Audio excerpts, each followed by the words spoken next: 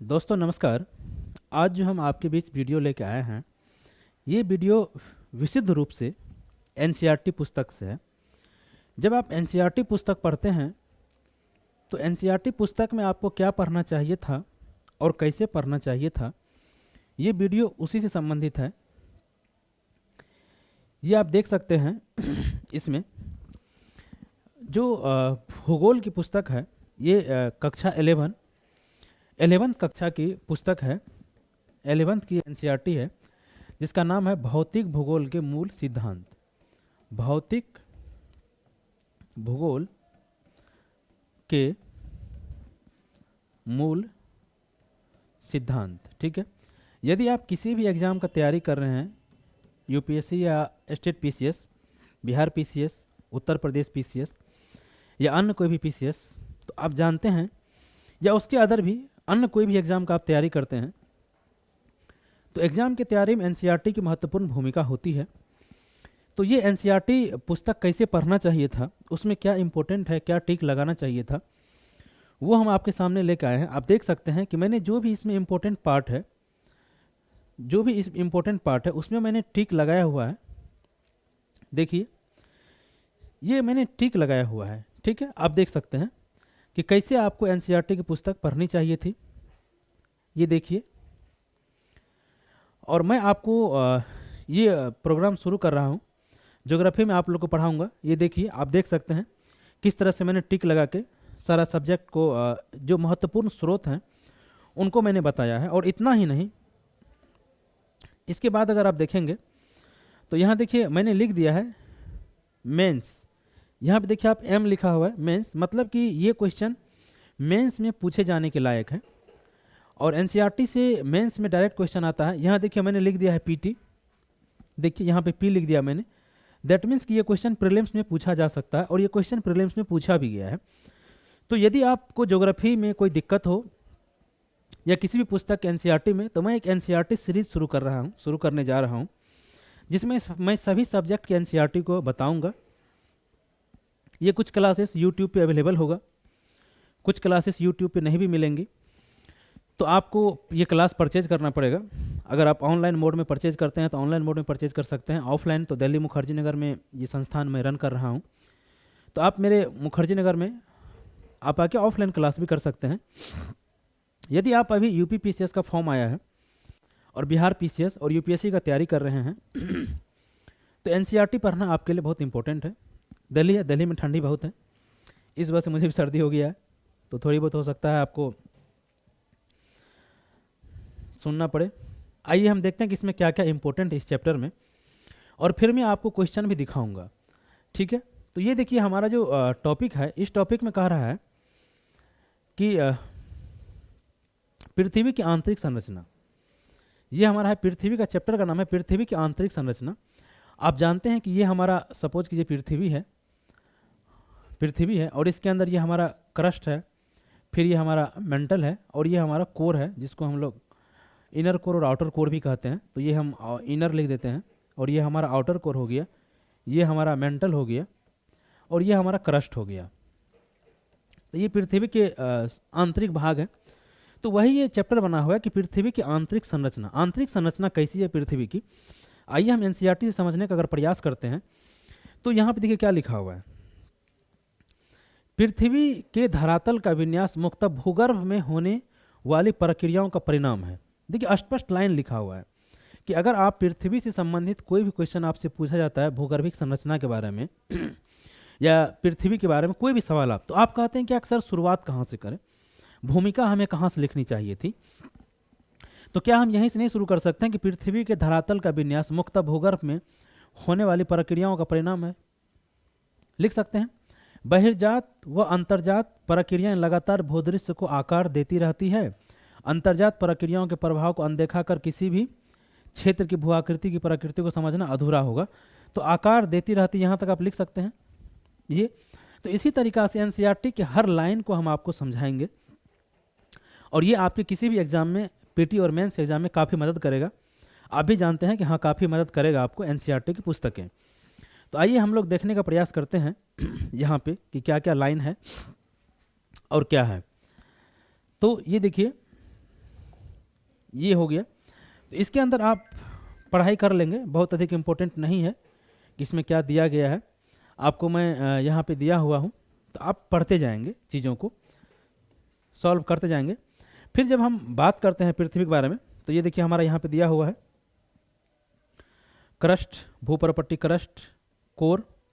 पिछले अध्याय में आपने पढ़ा कि, तो पिछला अध्याय मैंने चैप्टर 3 से शुरू किया है। मैं पेपर चैप्टर 1 और चैप्टर 2 भी आपको बता दूंगा, डिस्क्राइब कर दूंगा। आज मैं चैप्टर 3 लिया हूँ क्योंकि ये ज़्यादा इंपॉर्टेंट था। अब यहाँ पे देखिए, जब पृथ्वी के अंदर का यहाँ पे क्या लिखा, भूगर्भ की जानकारी के साधन। तो पृथ्वी की त्रिज्या 6370 किलोमीटर है। ये कई बार प्रीलिम्स में पूछा जा चुका है कि नहीं पूछा जा चुका है। और अगर मेंस में आपसे क्वेश्चन पूछ लेता है, सपोज कीजिए कि पृथ्वी के आंतरिक स्रोत के पता के बारे में निम्नलिखित का विवेचना कीजिए, पृथ्वी के आंतरिक स्रोत को हम कैसे समझ सकते हैं उसके विषय में आप चर्चा कीजिए, डिस्कस कीजिए, डिस्क्राइब कीजिए। तो फिर आप क्या करेंगे, आपको आंसर लिखना पड़ेगा। तो आप आंसर कैसे लिखेंगे, तो आप आंसर कोई एक पक्ष से तो नहीं लिखेंगे, आपको दोनों पक्ष लिखना पड़ेगा। जो प्रत्यक्ष स्रोत है कि पृथ्वी की आंतरिक संरचना के बारे में हमें कैसे पता लगा, उस कथन की विवेचना कीजिए, व्याख्या कीजिए, विश्लेषण कीजिए। तो आपको दो पक्ष लिखना पड़ेगा, एक तो प्रत्यक्ष स्रोत लिखना पड़ेगा और एक दूसरा अप्रत्यक्ष स्रोत लिखना पड़ेगा। तो देखिए यहाँ पे लिखा है कि जानकारी के परोक्ष रूप से प्राप्त अनुमानों पर आधारित है। प्रत्यक्ष स्रोत का यहाँ पर हम विश्लेषण करते हैं। तो देखिए प्रत्यक्ष स्रोत में क्या क्या दिया हुआ है, जो पृथ्वी के अंदर से जो जानकारी मिलती है, तो प्रत्यक्ष स्रोत और अप्रत्यक्ष स्रोत दोनों के तरह हिसाब से। अब देखिए प्रत्यक्ष स्रोत क्या होता है।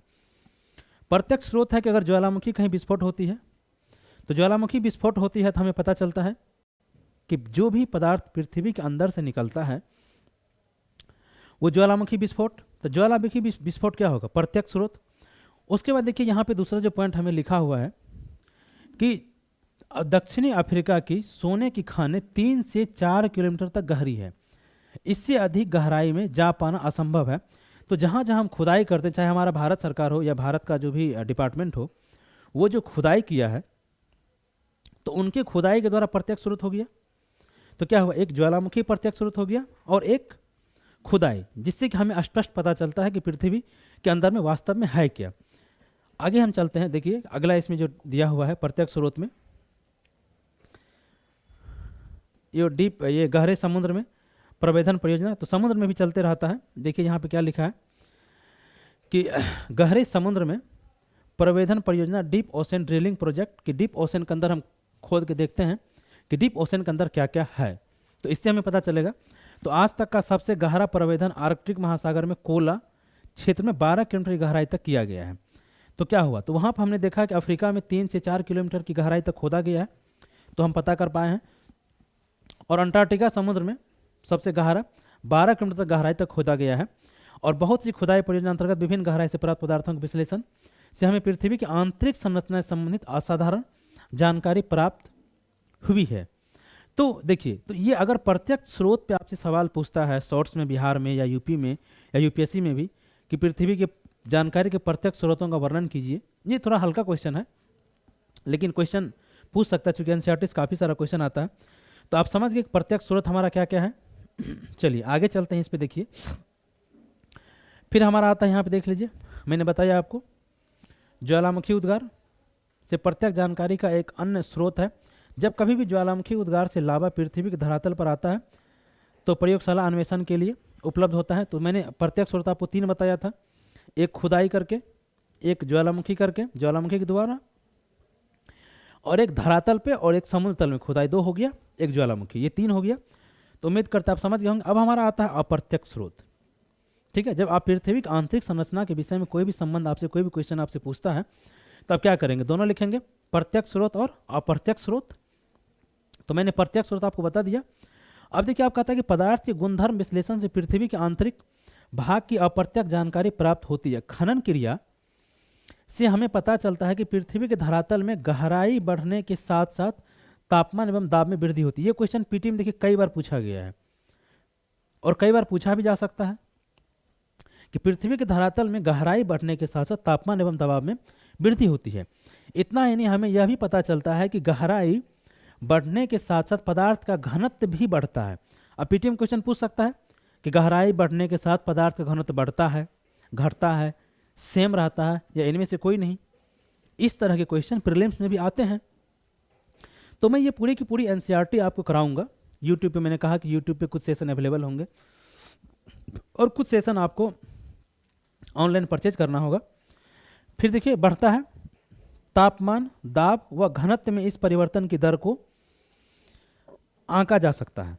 तो ये तीनों आपको यूपीएससी में ही पूछ सकता है कि बताइए पृथ्वी के आंतरिक भाग में जाने पर क्या क्या होगा। तो ये आप उम्मीद करते हैं समझ गए होंगे। आगे स्लाइड पे हम चलते हैं।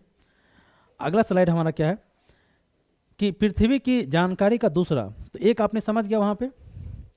फिर क्या लिखा है कि पृथ्वी की जानकारी का दूसरा अप्रत्यक्ष स्रोत उल्काएं हैं। दूसरा अप्रत्यक्ष स्रोत उल्काएं हैं जो कभी कभी धरती तक पहुंचती है। हालांकि हमें यह भी ध्यान रखना चाहिए कि उल्काओं के विश्लेषण के लिए उपलब्ध पदार्थ पृथ्वी के आंतरिक भाग से प्राप्त नहीं होते हैं, लेकिन एक अनुमान लगाया गया है कि पृथ्वी के आंतरिक भाग में जिस तरह की चट्टानें हैं उसी तरह की चट्टानें उल्काओं में भी पाया जाता है। तो ये एक अप्रत्यक्ष स्रोत है, परंतु उल्काओं से प्राप्त पदार्थ उनकी संरचना पृथ्वी से मिलती जुलती है। आप देखिए एनसीईआरटी में लिखा हुआ है पृथ्वी से मिलती जुलती है। वैसे ही पदार्थ के बने ठोस पिंड जिनसे हमारा ग्रह पृथ्वी बना है, ठीक है, एक अनुमान है वैसा ही होगा। तो पृथ्वी की आंतरिक जानकारी के लिए उल्काओं का अध्ययन एक अन्य महत्वपूर्ण स्रोत है। तो मैंने आपको दो बताया, पृथ्वी के आंतरिक अध्ययन के लिए प्रत्यक्ष स्रोत और अप्रत्यक्ष स्रोत। तो मैंने प्रत्यक्ष स्रोत पहले बता दिया आपको, अब ये दूसरा है अप्रत्यक्ष स्रोत। अब तीसरे पॉइंट की तरफ हम लोग अगर बढ़ें तो ये देखिए तीसरा पॉइंट यहाँ पे आता है हमारा अन्य अप्रत्यक्ष स्रोत। ठीक है, यहाँ पे देखिए आपको लिखा हुआ है अन्य अप्रत्यक्ष स्रोत। ठीक है, अन्य अप्रत्यक्ष स्रोत जिसमें है गुरुत्वाकर्षण, चुंबकीय क्षेत्र, भूकंप संबंधी क्रियाएं शामिल है। पृथ्वी के धरातल पर भी विभिन्न अक्षांशों गुरुत्वाकर्षण बल एक समान नहीं होता है। अब क्या ये क्वेश्चन पीटी में नहीं पूछा गया? कई बार बताइए कि गुरुत्वाकर्षण बल सर्वाधिक कहाँ होता है, ध्रुव पर होता है या विषुवत रेखा पर होता है? कई बार पीटी में पूछा गया है। यही क्वेश्चन आगे दे दे निम्नलिखित में से कौन से कथन सत्य हैं। पहला क्वेश्चन यही दे दे कि पृथ्वी के धरातल पर भी विभिन्न अक्षांशों पर गुरुत्वाकर्षण बल एक समान होता है, और इनमें से एक दो क्वेश्चन और कोई लगा दे और पूछ दे निम्न में से कौन कितने कथन सत्य हैं। तो ये कथन वहाँ पे हमने कहा क्या कहा कि एक समान होता है, तो गलत हो जाएगा। तो इसी तरीक़ा से प्रीलिम्स और मेंस की तैयारी आप एनसीईआरटी पुस्तक से बहुत अच्छे से कर सकते हैं। अगर एनसीईआरटी पुस्तक आपको समझ में नहीं आती, आप हमसे ऑनलाइन ऑफलाइन दोनों मोड में आप जुड़ सकते हैं। मैं आपको यहाँ से तैयारी कराता हूँ। फिर क्या, यह गुरुत्वाकर्षण बल ध्रुवों पर अधिक एवं भूमध्य रेखा पर कम होता है। देखिए अगला आपको आंसर मिल गया, यही दो दे दे कि निम्नलिखित में से कौन से कथन सत्य हैं। विभिन्न अक्षांशों पर गुरुत्वाकर्षण बल एक समान नहीं होता है, पहला पॉइंट। दूसरा पॉइंट, ध्रुवों पर अधिक एवं भूमध्य रेखा पर कम होता है। और निम्नलिखित में से कौन से कथन सत्य है? कथन एक, कथन दो, और सी में दे दे दोनों, और डी में इनमें से कोई नहीं। तो इस तरीका से प्रीलिम्स का क्वेश्चन आपके लिए बन सकता है, आप जानते हैं। फिर पृथ्वी के केंद्र से दूरी के कारण गुरुत्वाकर्षण बल ध्रुवों पर कम और भूमध्य रेखा पर अधिक होता है। तो पृथ्वी, तो ये पॉइंट आप देख लीजिए यहाँ पे लिखा है, क्या लिखा है, थोड़ा सा यहाँ पे उल्टा लिख दिया है कि यहाँ पे एनसीईआरटी में थोड़ा सा उल्टा लिख दिया है, आप ध्यान दीजिए। यहाँ पे ध्रुवों पर अधिक एवं भूमध्य रेखा पर कम होता है, लेकिन लिखता है पृथ्वी केंद्र से दूरी के कारण गुरुत्वाकर्षण बल ध्रुवों पर अधिक यहाँ पे लिखना चाहिए था, और भूमध्य रेखा पर अधिक कम होता है, ये लिखना चाहिए था। चलिए फिर कह रहा है कि गुरुत्व का मान पदार्थ के द्रव्यमान के अनुसार भी बदलता है। ठीक है, जिसे हम लोग पढ़ते हैं कि चंद्रमा पर कुछ और होता है, पृथ्वी पर कुछ और होता है, आप जानते हैं। तो यही लिखा है गुरुत्व का मान, अगर यही पीटी में कोई क्वेश्चन पूछ दे कि गुरुत्व का मान पदार्थ के द्रव्यमान के अनुसार बदलता है। पृथ्वी के भीतर पदार्थों का असमान वितरण भी इस भिन्नता को प्रभावित करता है।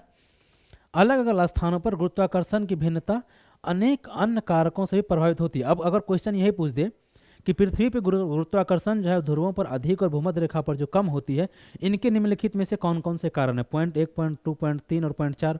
और इसी में दे दे कि गुरुत्व का मान पदार्थ के द्रव्यमान के अनुसार। एक ऑप्शन आपको द्रव्यमान दे दे, दूसरा ऑप्शन घनत्व, या तीसरा कोई और। तो पृथ्वी के भीतर पदार्थों के असमान वितरण ये भिन्नता को प्रभावित करता है। आप समझ गए कि असमान वितरण ही इसको प्रभावित करता है।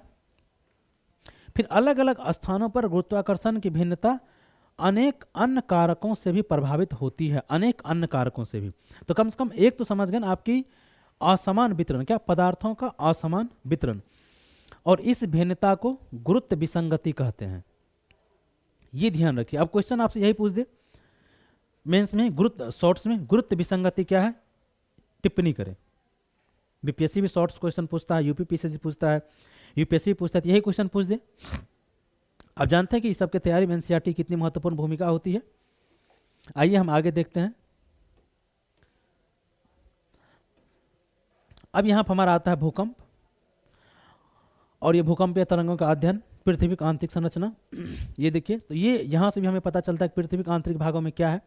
आप पढ़े होंगे पी तरंगे, एस तरंगे और धरातलीय तरंगे, जिसे हम लोग क्या कहते हैं, एल तरंगे कहते हैं, एल वेव्स।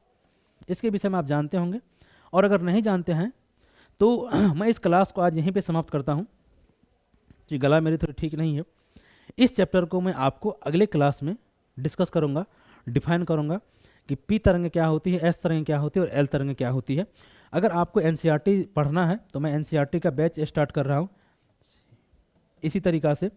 तो यूट्यूब पे तो आपको सारी क्लासेस फ्री नहीं मिलेंगी, पेड कोर्स आपको लेना पड़ेगा। और आपको किसी भी तरह कोई दिक्कत हो तो आप मेरे दिए गए नंबर पर हमें संपर्क कर सकते हैं। अगर आप UPSC, UPPCS and any state PCS exam का तैयारी करते हैं तो आप हमें संपर्क कीजिए प्रीलिम्स, मेंस और इंटरव्यू की तैयारी के लिए। उम्मीद करते हैं कि इस चीज़ आपको समझ में आ गया होगा। बहुत बहुत धन्यवाद। अगर वीडियो आपको अच्छा लगे हो तो चैनल को सब्सक्राइब कर लीजिएगा, वीडियो को लाइक कर दीजिएगा, थोड़ा सा दोस्तों को शेयर भी कर दीजिएगा। और मैं इसी पैटर्न पे एनसीईआरटी आपको पढ़ाऊँगा, ठीक है। मैंने सारे पॉइंट को, जो इंपॉर्टेंट पॉइंट है, हाईलाइट करके रखा है। अगर आप ये भी देखेंगे, देखिए मैंने सारे, देखिए मैंने आपको सारा का सारा जो हाईलाइट करके रखा हुआ है कि कहाँ से क्या पूछा जाता है। देखिए वहाँ मैंने लिखा पीटी का क्वेश्चन चैप्टर में, यहाँ देखिए पीटी का क्वेश्चन, प्रीलिम्स का क्वेश्चन, ठीक है। आप देखिए प्रीलिम्स का क्वेश्चन, प्रीलिम्स का क्वेश्चन कहाँ कहाँ से क्या पूछ सकता है। आपको इतना शानदार एनसीईआरटी मुझे नहीं लगता कहीं पर पढ़ने के लिए मिलेगा। तो आप हमसे संपर्क कर सकते हैं, मेरे ऑनलाइन मोड में भी, ऑफलाइन मोड में भी। ये पूरा का पूरा मैं आपको समझाऊंगा क्या है, किस तरीक़ा से चलता है। ये देखिए फिर हमारा प्रीलिम्स का क्वेश्चन यहाँ पे देखिए लिखा हुआ है, प्रीलिम्स क्वेश्चन,